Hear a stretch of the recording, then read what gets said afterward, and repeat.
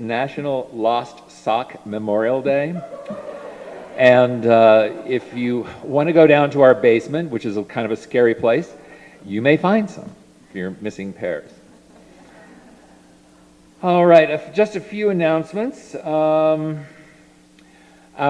class run by Kathy Humphreys is continuing every Thursday. This is the Community Connection, and Kathy Humphrey is a wonderful leader.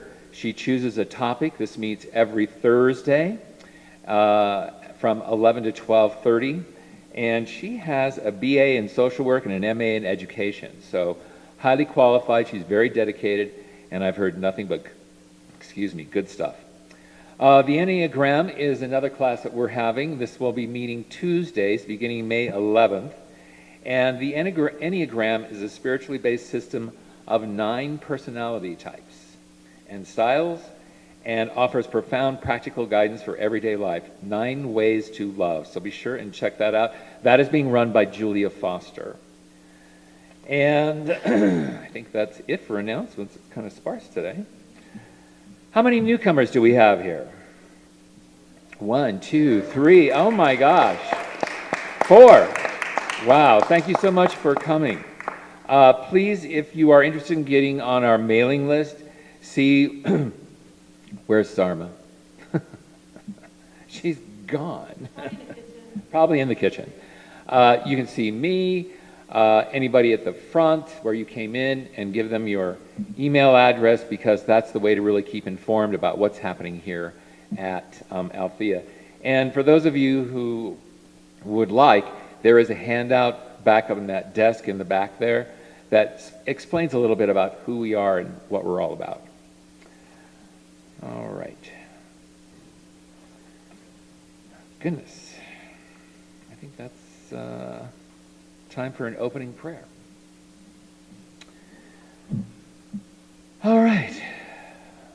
Now that we have the earthly matters out of the way, let us just take a deep breath and just know that as we breathe in the energy of life.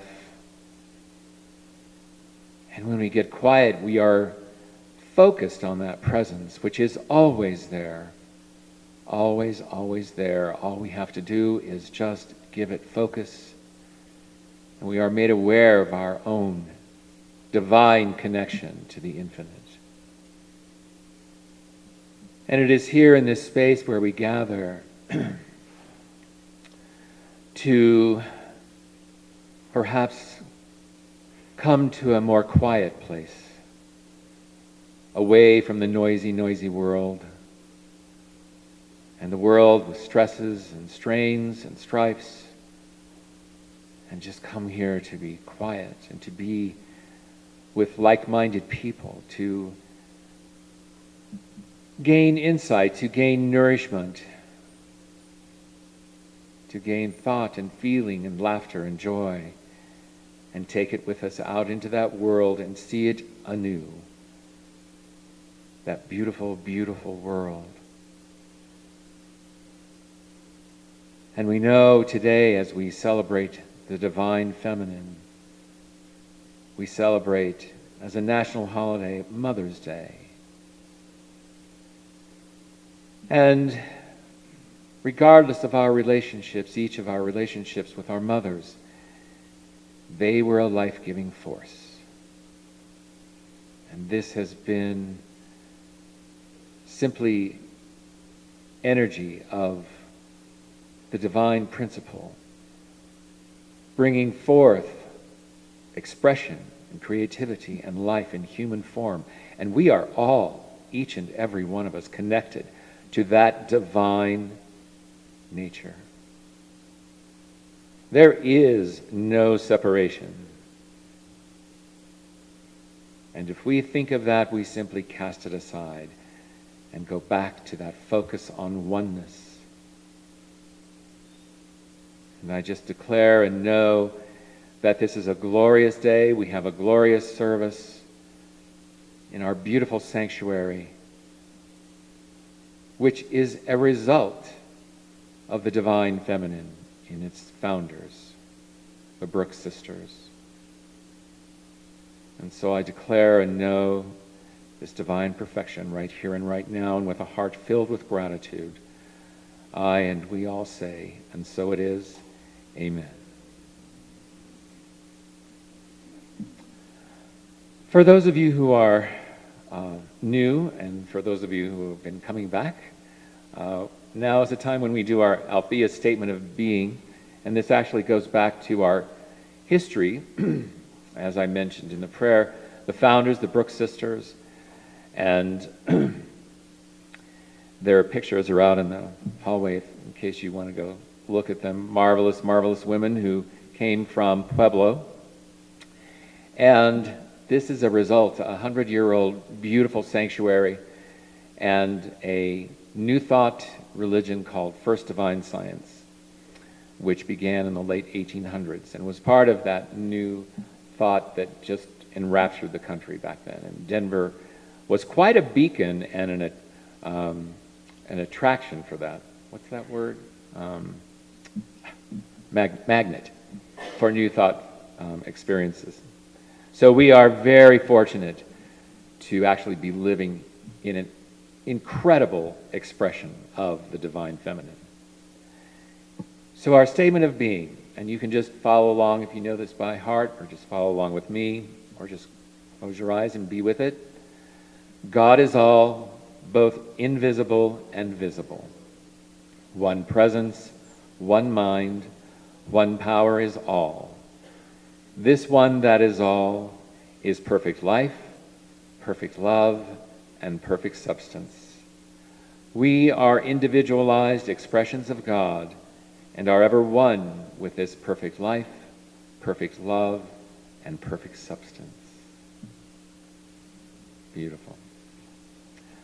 All right, we have a unique service today, beginning with a panel, including you as well as the panelists, and there will be time for questions and answers. And I think I'm going to turn this over to Ray. This is the time? Yeah. Okay.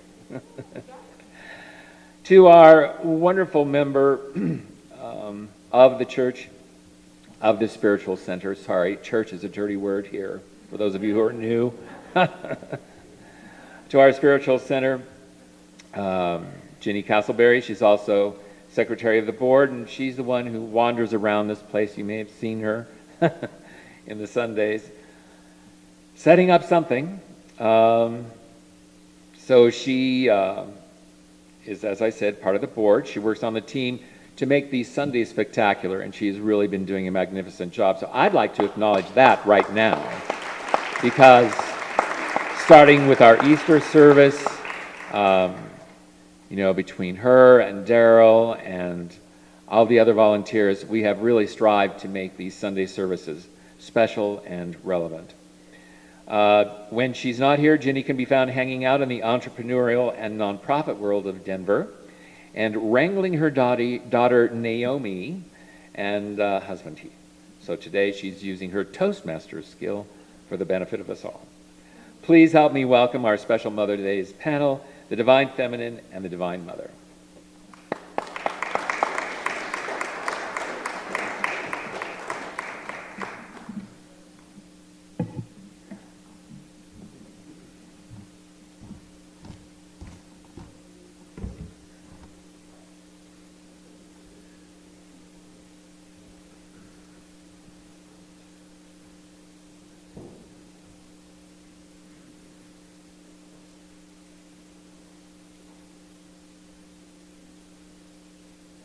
Can you hear me? One sec. It's on my hair. Do I have it backwards? There. You can hear me, right? Yeah. Okay. Come on down. Welcome, everyone. Can you hear me okay? Am I mic'd? Please help me welcome Komal Goyal, Arica King, Mark Upshaw. Big round of applause.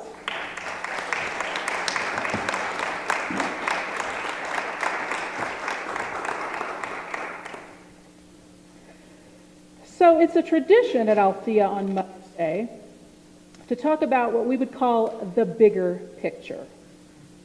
Because we all understand that mothering as an act or as a concept, as something that we connect to, it's much bigger than just who gave birth to whom, right?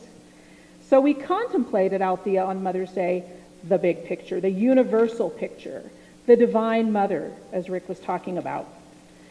And that concept, regardless of the gender that you were assigned at birth, we carry with us divine masculine and divine feminine, always, in all that we do. And we need both, we believe, to be fully present and capable as we go through the world. So I am so excited to introduce to you a panel that we brought today to talk about the concept of the Divine Mother. Now, we're having some technical challenges today because we're still getting used to coming back together. So we have a projection. You're going to see me playing around with it. It might work. It might not work. And we're fine either way, right? First, let me introduce to you Komal Goyal. Komal is a friend of mine and a business associate of mine. Komal was born in India, but came to the United States as a young woman ready to take on the world. In her day-to-day life, she's an entrepreneur and a co-founder of a multi-million-dollar tech company, 6E Technologies. She is the mother of 2 daughters, one of whom is on stage. Vidushi is her daughter, who is part of our music today. Husband Ravi. Ravi, wave your hand. There you go. So she brought the family with her.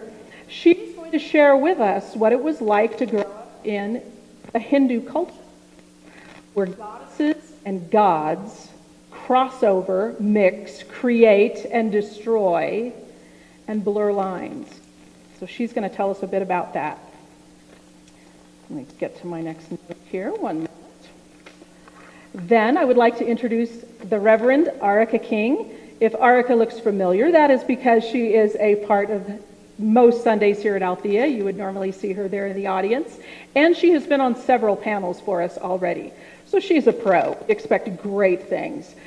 Arica is a counselor, and her business is called Awakening Souls, which focuses on achieving real changes, unifying the mental and the physical, the heart-based and the intuitive knowing. She has a son and has navigated parenting from all angles. And then we have Mark Upshaw, another familiar face. Mark is the reason we have a new stove, just heads up. He was the guy that made that happen and brought it all the way up from Pueblo, Colorado. So he is a super fan of Althea. He is an artist, he is a poet, he is a writer. And he also says that he was husband to 2 amazing women in his life, not at the same time. It's not that church. Mark has pursued personal awareness and growth most of his life. He has pondered spirituality in all of its dimensions.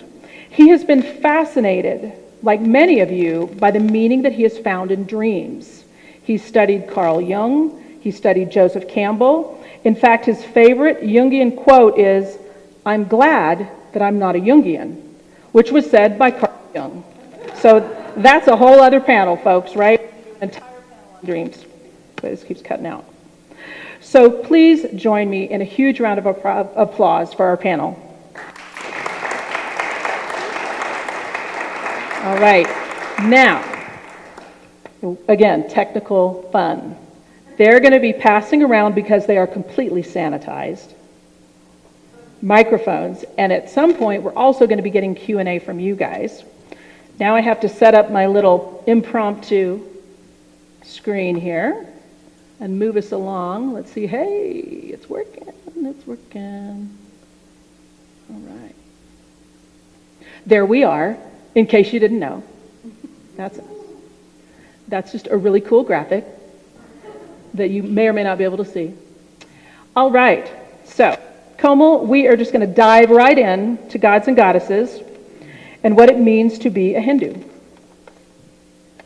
First of all, can everyone hear me? First of all, thank you so much, Jenny, for inviting me to such a beautiful spiritual center. I'm so happy to be part of this panel with Arica and Mark. diving into Hinduism and gods and goddesses, I love this quote that comes from a very old scripture and one of the Vedas, which says, Hinduism is not a religion. It is actually mistaken for a religion. It is actually not a religion because there is no structure to that practice that is considered Hinduism. Hinduism is a way of life. You can be totally atheist and still be a Hindu. You don't have to believe anything, but you still can be a Hindu because there are so many ways of living Hindu life. About Hinduism and growing up in India, one thing I want to talk about, divine feminine in India. There is no god in India which does not have a feminist side to it. Shiva meets Shakti and then it becomes this world. Lakshmi meets Vishnu and that's when the world is maintained. And Brahma meets Saraswati and the knowledge is transferred. So so if you have ever heard of the term Trinity, in Trinity, all three gods have their counterpart in goddesses. The most interesting part is the male part is the executor, but the power is the woman. And I have here, just so you know, I have Yes. this slide going, and then just before it was that slide that we talked about Yes. with the lion. So this particular god-goddess combination is called Ardhanarishwar, which in Sanskrit means half male, half female. In Hinduism, what we believe is nothing can be created until there is an equal destructive and productive energy. Very cool. Thank you. Thank you. Okay, that's a good place to stop. Yes, please hand that over. Let me see if I had one more. Yes, here we go with Arica.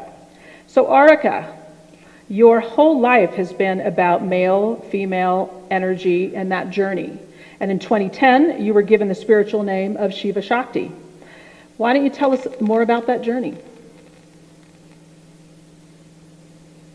First, let me say I'm honored to be here. I'm a bit surprised that I was asked to be here, feeling like my first reaction was, I'm not a traditional mother. I have been a single parent, so I know that side that all too many women experience. But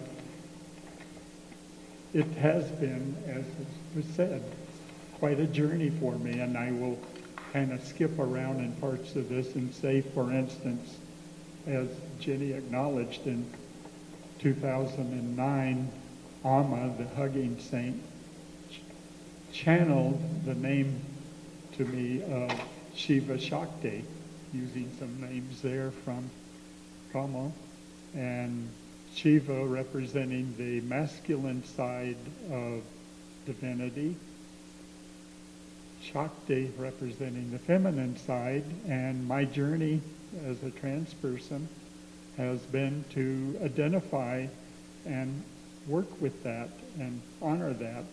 And I'll say first off that we all have masculine and feminine. It's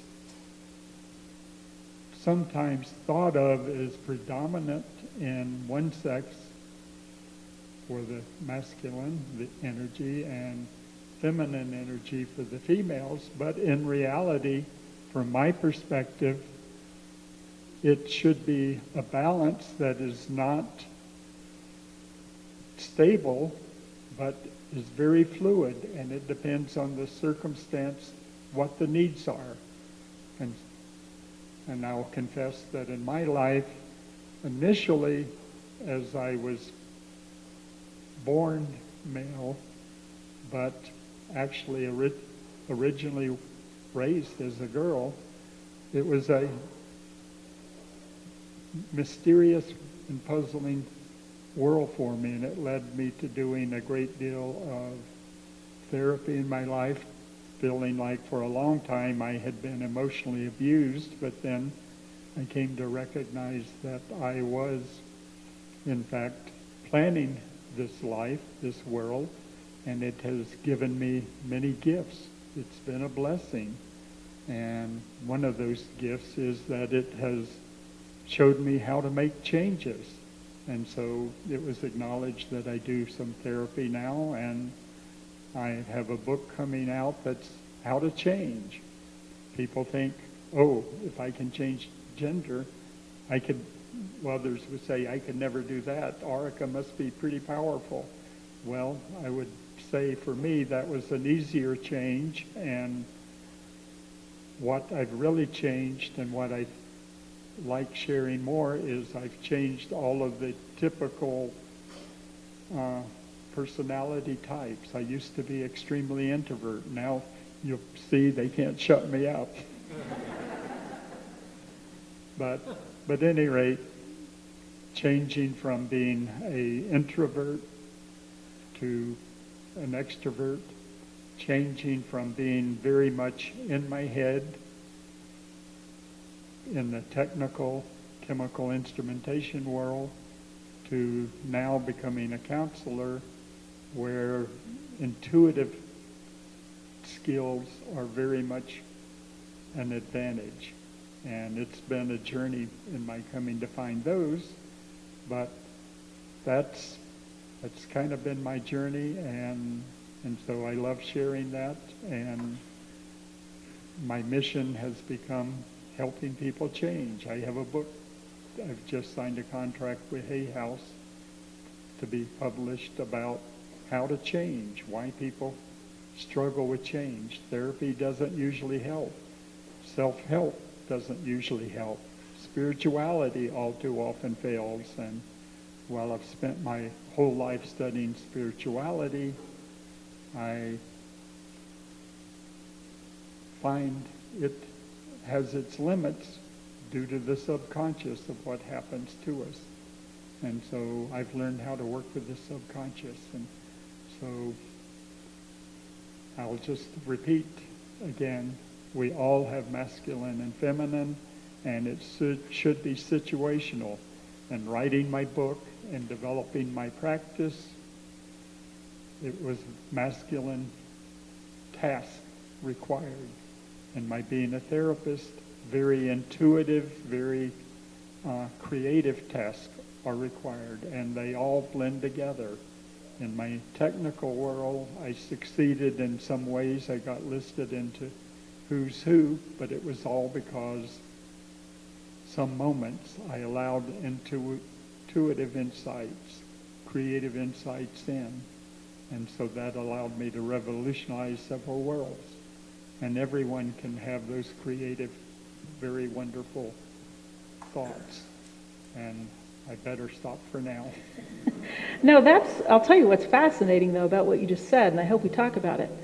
I wonder if I were to think back to work situations, right, the mundane, where I had my biggest breakthroughs, where I had my best successes, was intuition involved more than, a logical side? That's fascinating. But let's move it on down to Mark. Let's make sure we get some Mark in there.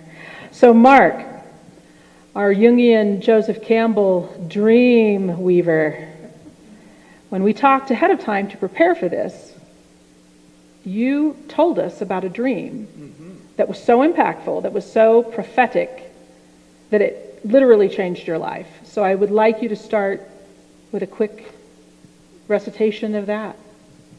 Okay, I'm happy to do that. So thank you, Jenny. Good to be here. So this plays off of what Arica was saying and also what Komal was saying.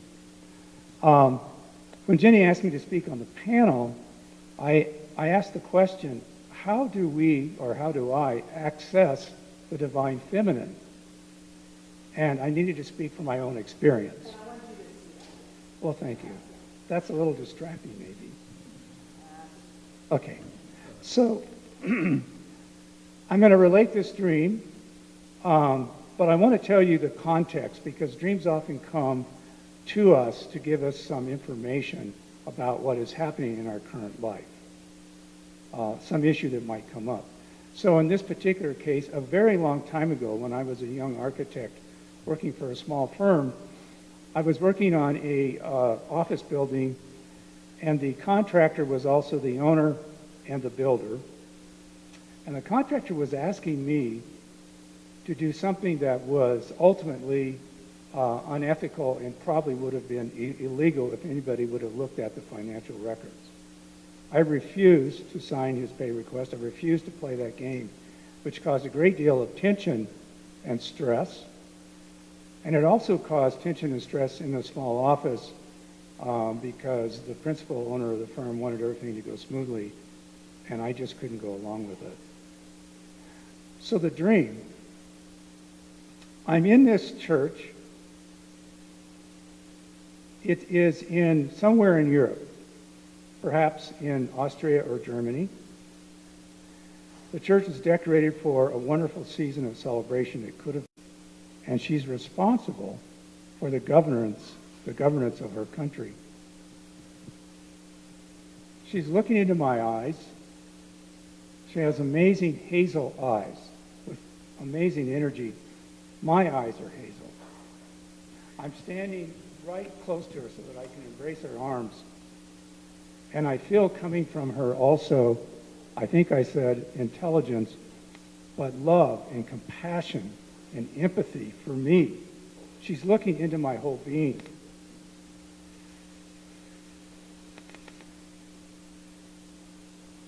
I cannot find the words now to describe that experience. The dream is over. It's gone. I awake, it's early morning, and I'm lying in bed saying, what just happened? Who was this person? Why has this person come? I did not go to work that day. I had to stay home and absorb that experience. And my wife, my first wife, asked me what I was doing. I told her, I said, I have to write this dream down and give myself some time. She understood. So what I would say in winding this up is that the unconscious world, or the spiritual world, reaches across to us from the spiritual world or the unconscious and gives us information, gives us messages that can help us in our daily life and also with larger life issues. It's a great gift, and I was happy to experience that. It has happened almost never like that. And what happened, tell us real quickly, when you went back to work? Within a few months, what happened? Well, I was laid off from the firm, as everybody in the firm was, because the firm was following the waves of commercial development, which is up and down. And I was obviously concerned because I needed to work. But within about 2 months, an architect called me who I did not know and offered me a wonderful job. He said, I'm in a bind. I need a project architect to take over the leadership of the Colorado School of Mines Geology Department, renovation, rehabilitation.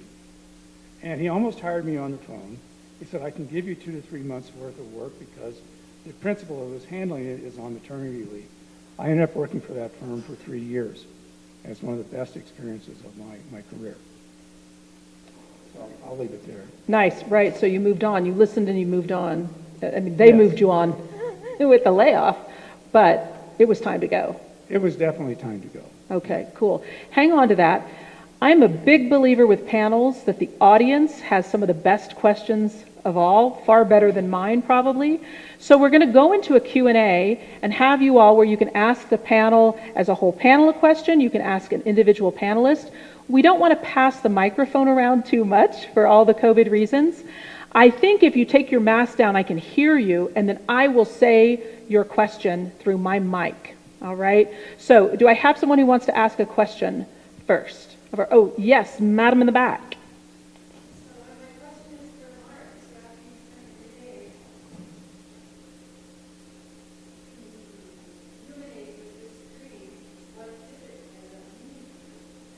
All right, let me repeat it, or you repeat it. You just heard it. Okay, I'll repeat that. So the woman over here asked, what did the dream really mean to me as I spent the day reflecting on it? It's a very good question, and the easy answer is it was so powerful that, and it's the wonderful thing, I did not try to analyze it at the time.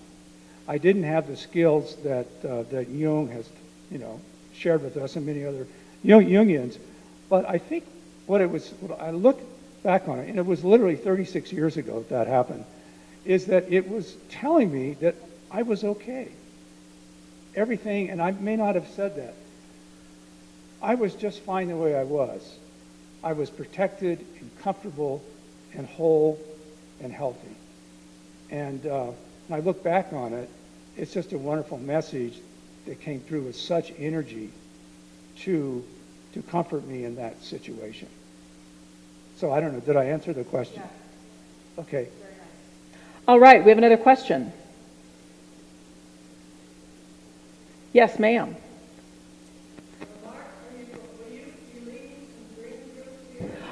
I can answer that for you. Yes, we've talked about, we could have a whole panel on that.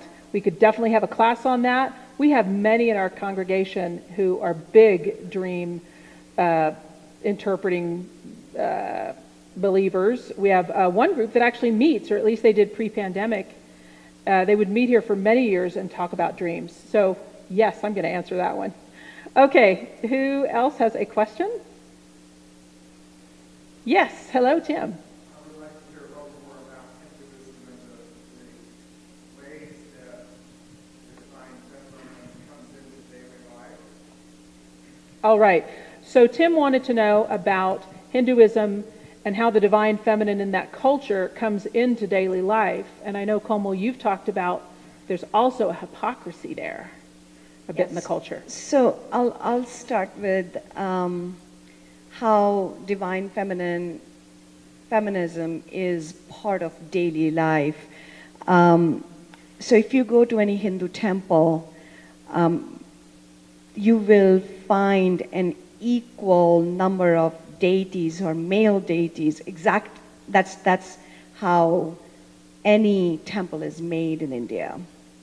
The center deity will have multiple deities around it, but if you start counting the number of deities that are male versus female, you'll always find this equal count there. We also celebrate women. Mother's Day is very new to India. I was actually calling people in India this morning,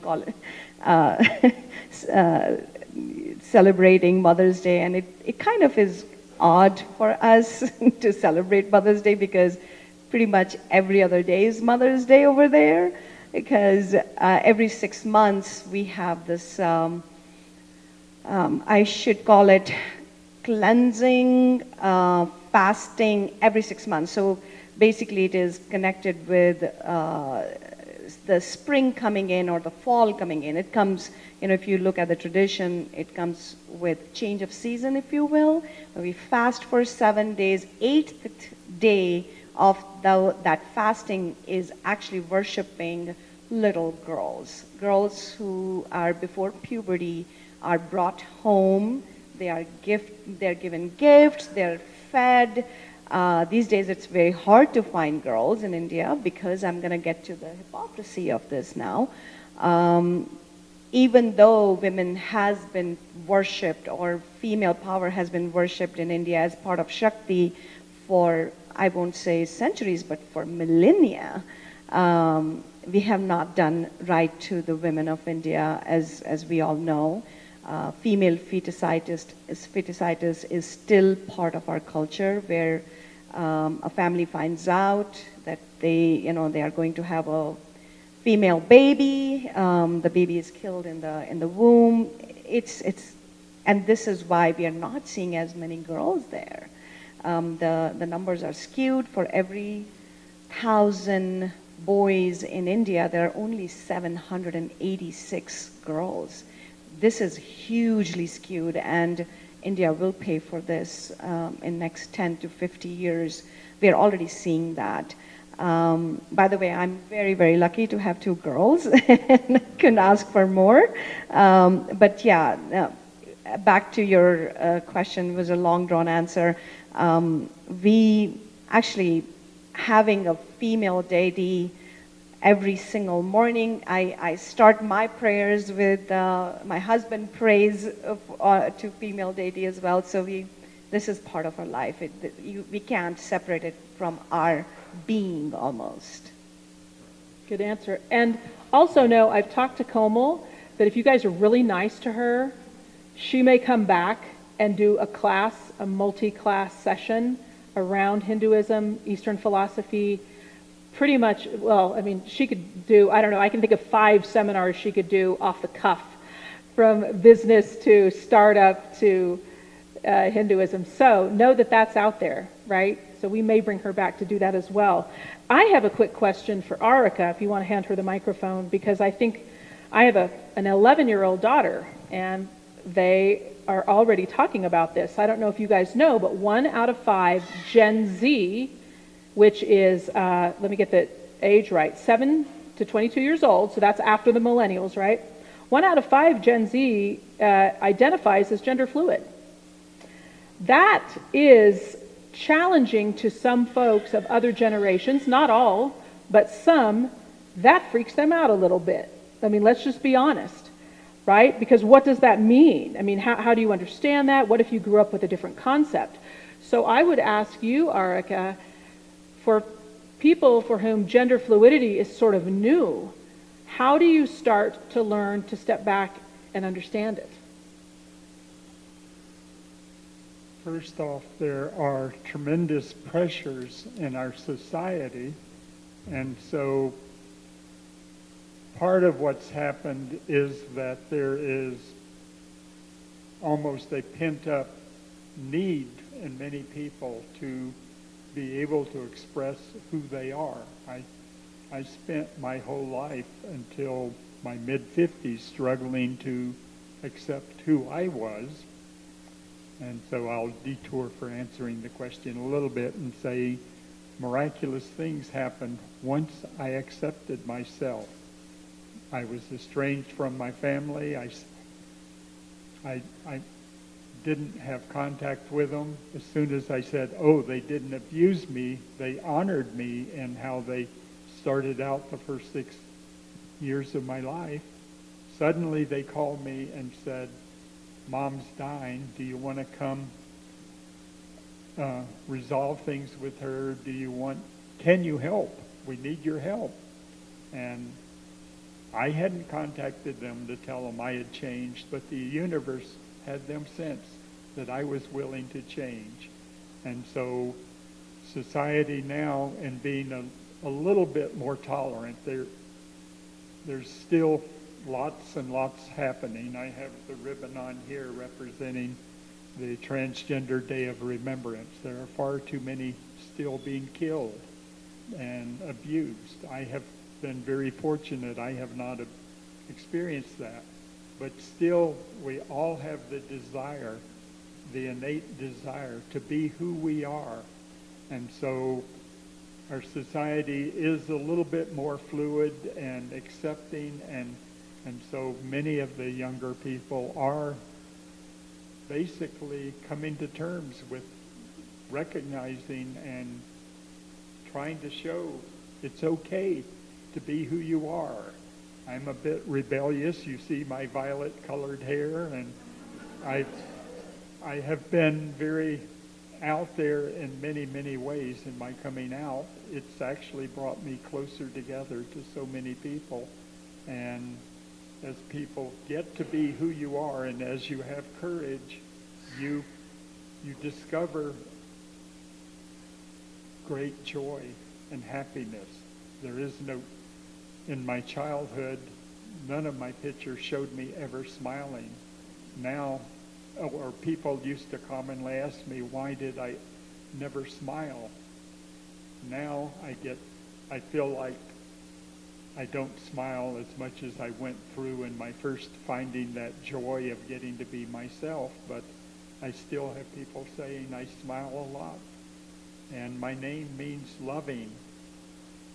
That's what I like. That's what brings joy. And when people get to be themselves, that's when they have joy.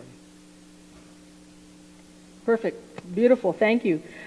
We have time for maybe one more quick question, and then Komal was going to walk us through a chant or a mantra, and it's up there if you need to refer to it, and then she'll tell us, well, you can tell us ahead of time or after, however you decide, but we have time for one more quick question.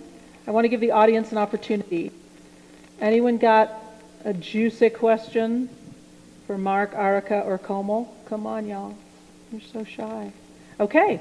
Well, then do you want to go into that, talk about it? What I want to do is have audience look at the meaning first, because then it'll make a lot of sense. And I want to invite my daughter to chant with me.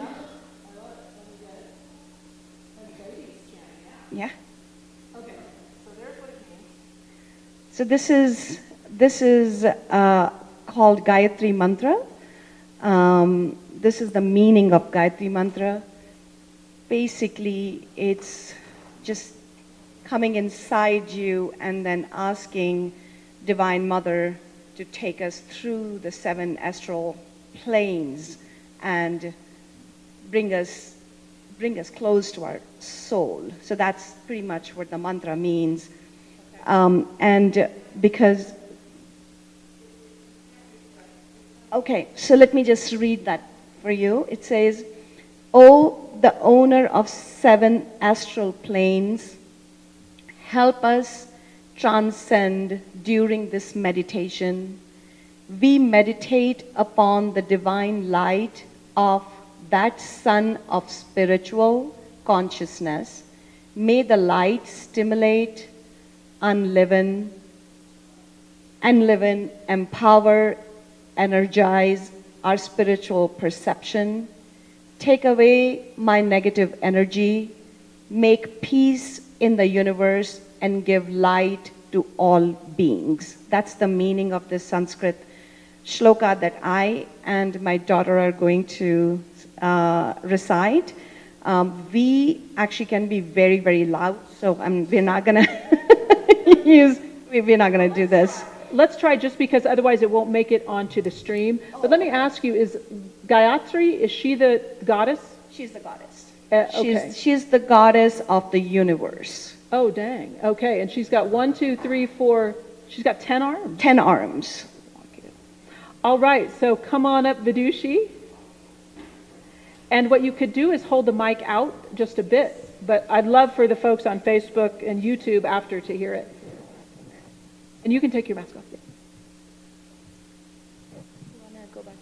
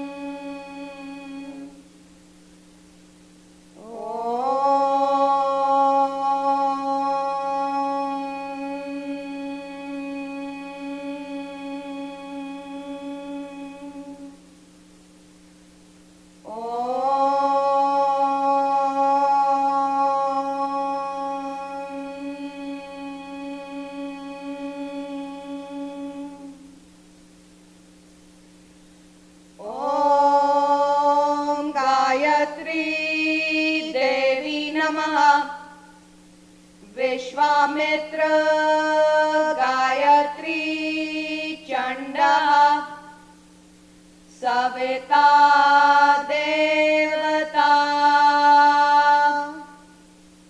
ॐ भूर् ॐ भुवः ॐ सुवः ॐ महः ॐ जनः ॐ तपः ॐ सत्यम् ॐ तत्सवितुर्वरेण्यम्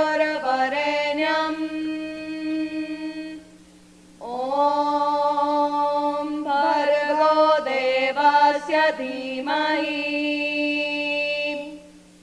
ॐ प्रचोदयात् ॐ अपः ॐ ज्योतिरसो ॐ अमृता ब्रह्मा ॐ भूर्भुवः स्वरन् परो राजसभोधाम्.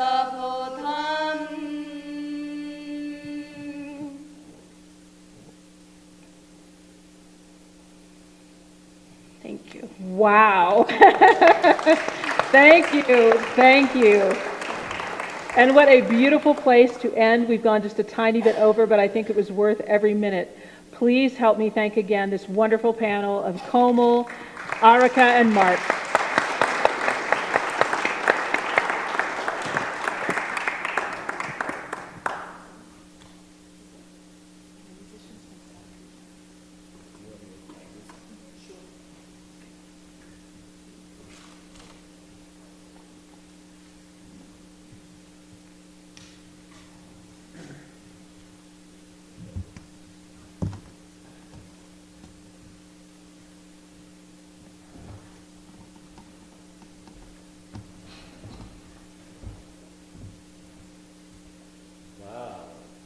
Give it a 99. 110%, 110, whatever.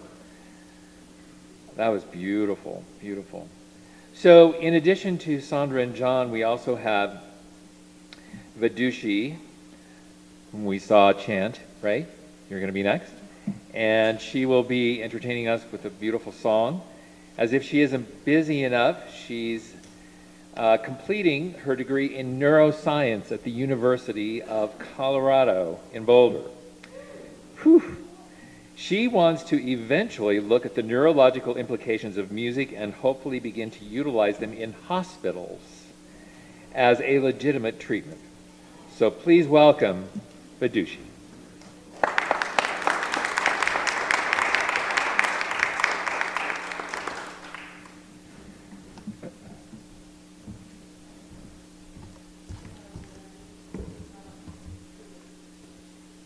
Thanks for having me today. I'm going to play you a song that reminds me of the divine feminine and just how it feels to not be believed in, and whether it's talking to yourself or whether it's just feeling underestimated in daily life.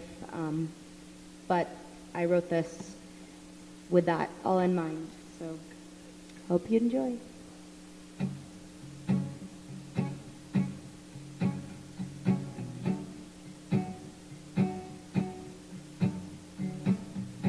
Walking, I never thought I would hear you talking from so far away. Hold me, tell me again what you said. Hold me, let me rest inside your head. Let me rest inside your head. Tell me again what you said.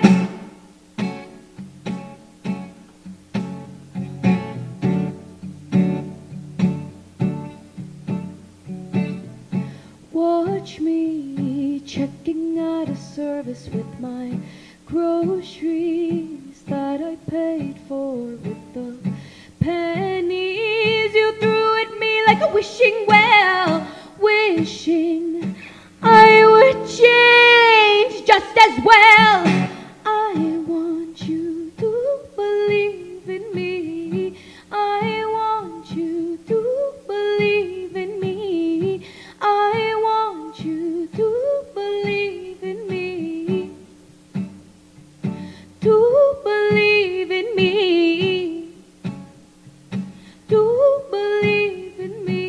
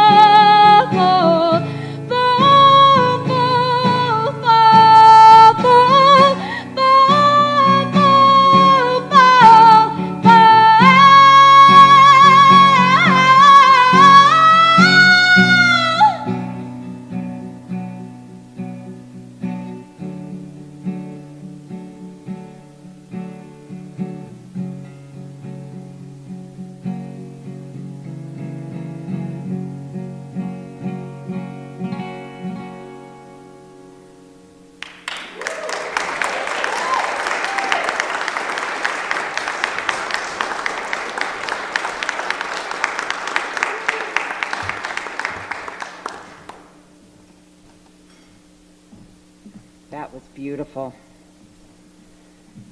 So this is a reading from Marianne Williamson's A Woman's Worth. Embrace the goddess and her divine perception of you. Ask her to reveal to you the you she has in mind. Ask her to send you the relationship and circumstances that will foster that strength within you, that the world might be blessed by the presence of a woman in all her glory. Ask and you'll receive. Don't ask and you'll continue to receive the relationships that destroy you. Until we embrace the light, we remain vulnerable to darkness. The choice is easy once we see it for what it is. In relationships, as in everything else, we ask for heaven or we ask for hell.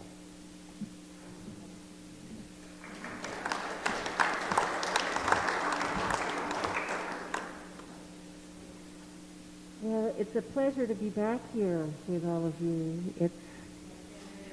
Is this on?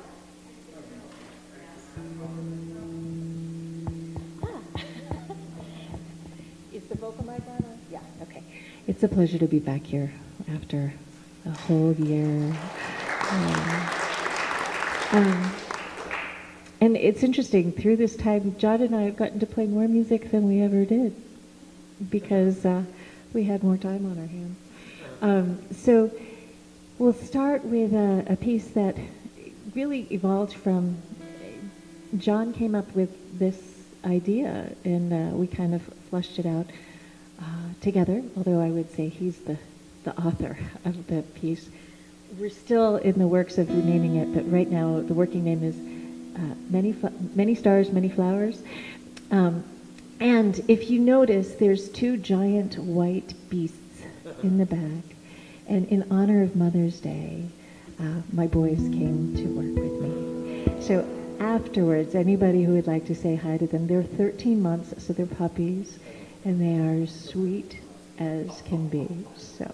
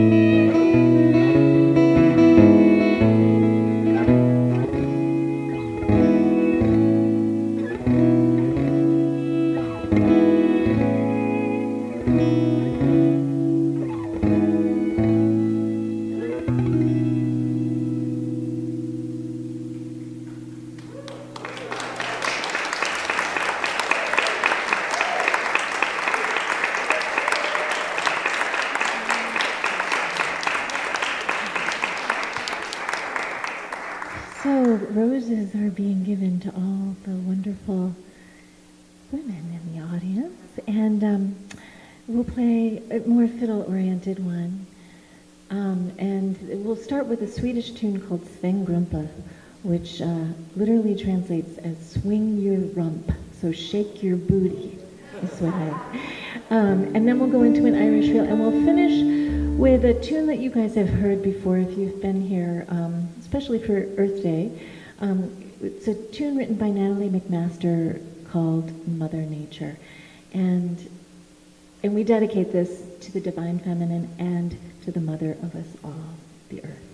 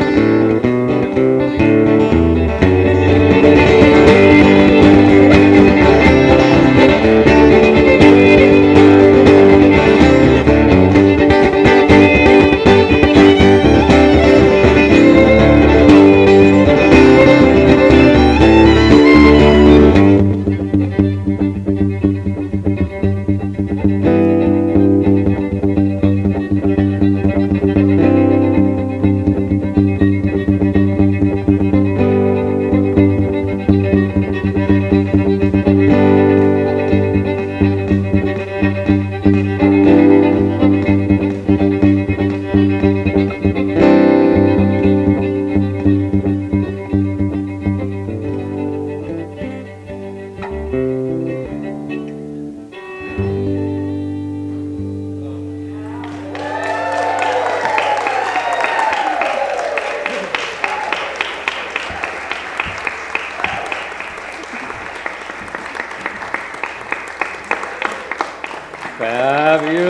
Thank you so much. My God. Oh, are we the luckiest congregation in the state of Colorado?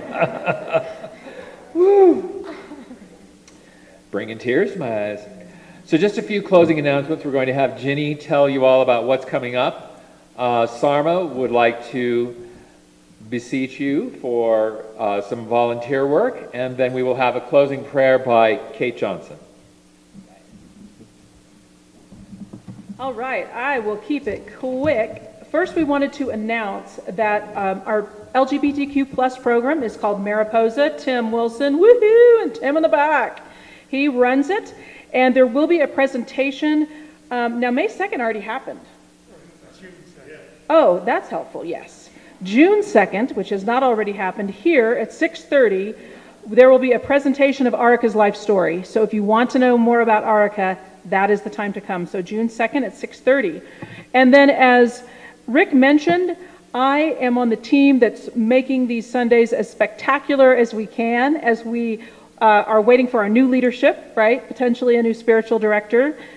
We are keeping Sundays full of music and exciting topics. And as folks get more comfortable coming out from the pandemic and being here with us, it'll just get better and better. So to give you an idea, next Sunday the 16th is one of our new congregants, Bob Burkaw, is going to talk about my will, God's will, who knows? It's very interesting and interactive.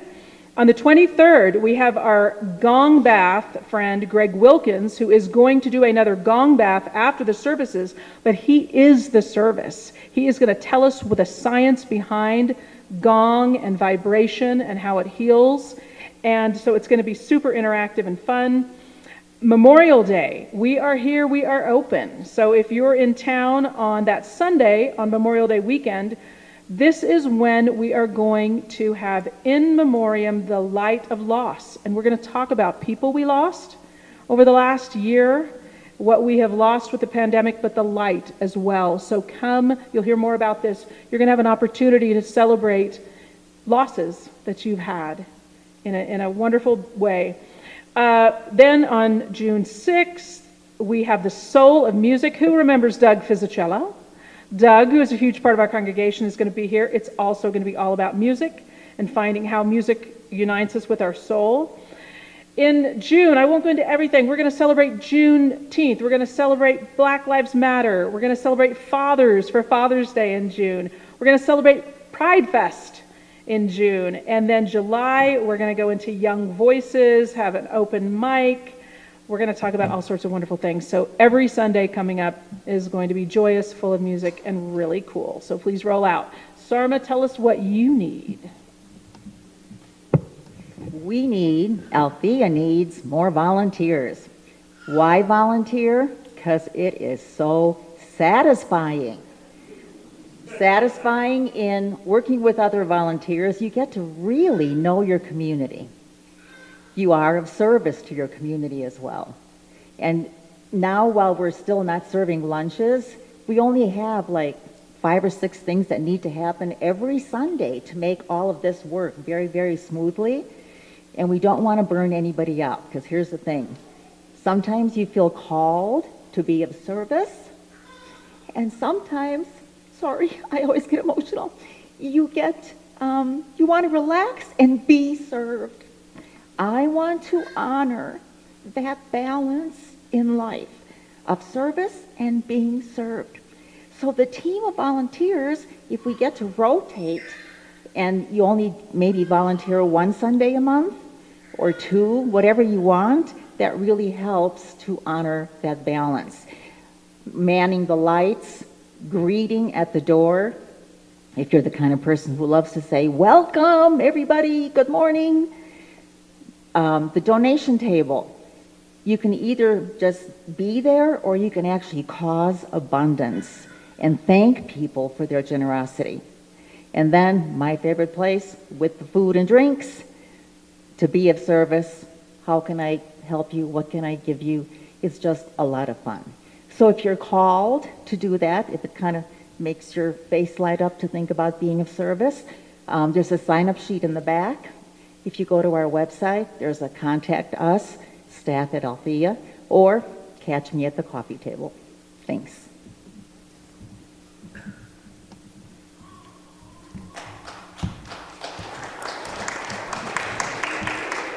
So Kate, come on down.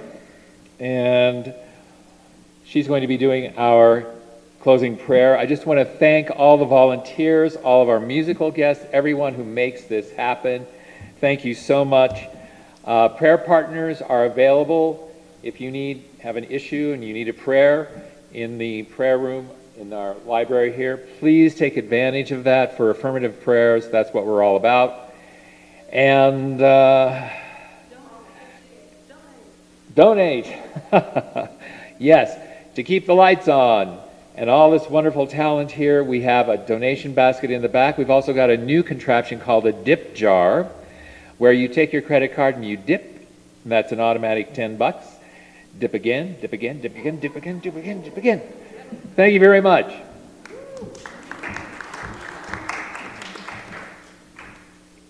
Okay, I know this mic can be sensitive, so try to get it in the right spot here. Yeah, well, wow. This was such a fabulous service, wasn't it? Oh, I'm just in awe. And the divine feminine is very important to me.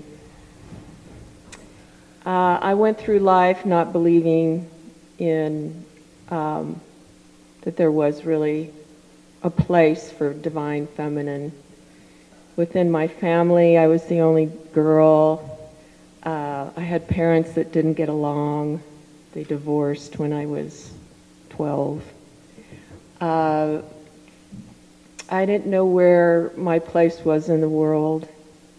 And then, slowly but surely, as we know, synchronicity starts happening in our lives.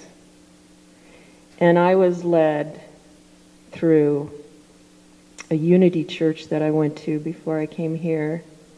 I was led to Greg Wilkins, the gong guy, who also knew a woman named Danielle Gibson, who channels Mother Mary. And he went to a retreat and got a book and brought it back to me with her signature in it. In the meantime, I had done some work on myself through a Philippine healer that prayed to Mother Mary before he did his healings on me. And so between Greg and the book and the Philippine healer, I was synchronistically led to a place in the mountains, a monastery, where I walked in the chapel, and in front of me was Mother Mary in stained glass from floor to ceiling. And I looked at her feet and looked up and realized it was her. And it totally transformed me. I left there in tears of gratitude and joy and love in my heart. And with that, it led me to this sanctuary right here where we all are.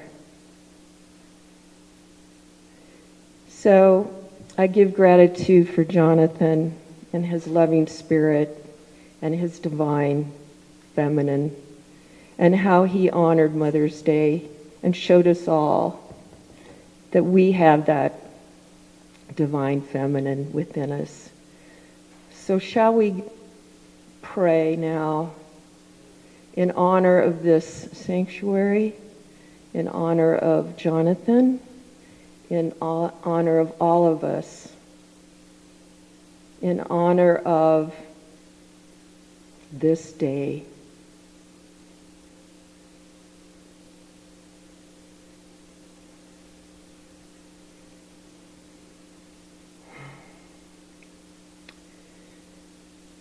Mother Earth, Father Sky, God, Jesus, Mother Mary, Buddha, we're here today to give gratitude and thanks for all that we are, all that we are becoming, all that we believe in, all that we cherish through our brokenness, through our awakenings, through our lives, we discover the oneness that we have with the earth, with the sky, with the oceans,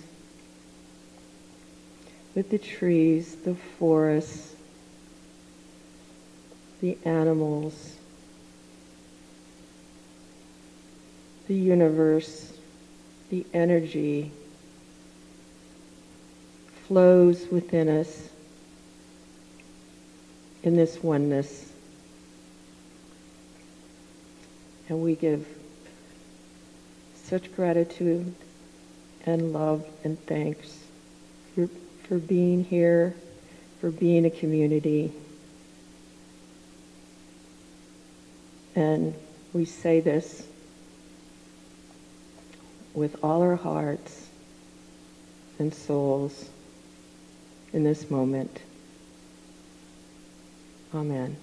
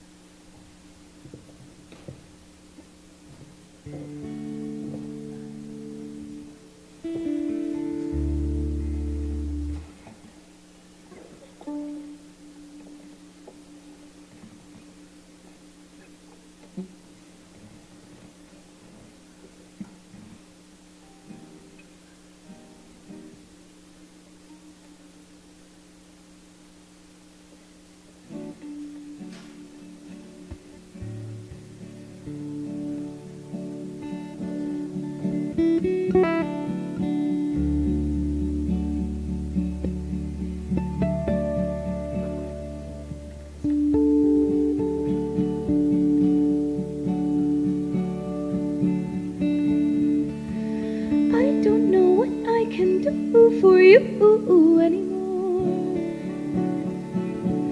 I don't know what I can do for you anymore. The trees before our eyes fell into the night sky as we were waiting up to see the way the wind was blowing.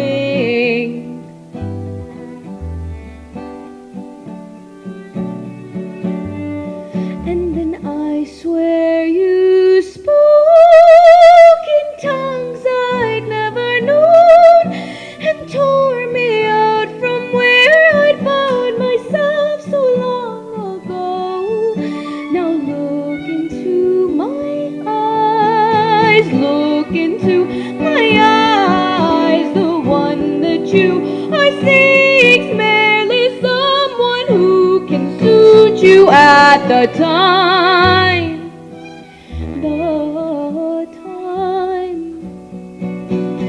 I don't know what I can do for you anymore. I don't know what I can do for you anymore.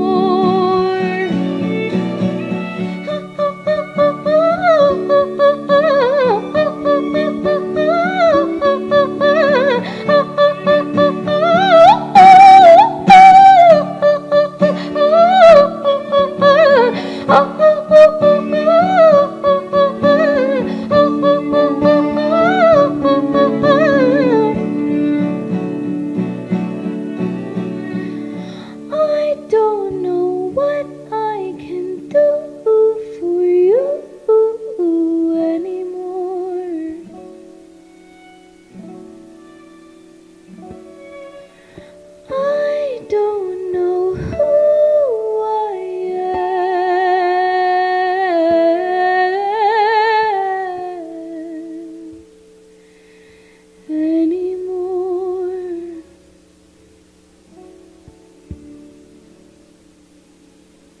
But we believe our lies, enchanted by our lies. Distract me till we realize we don't know what we want. We want, we want.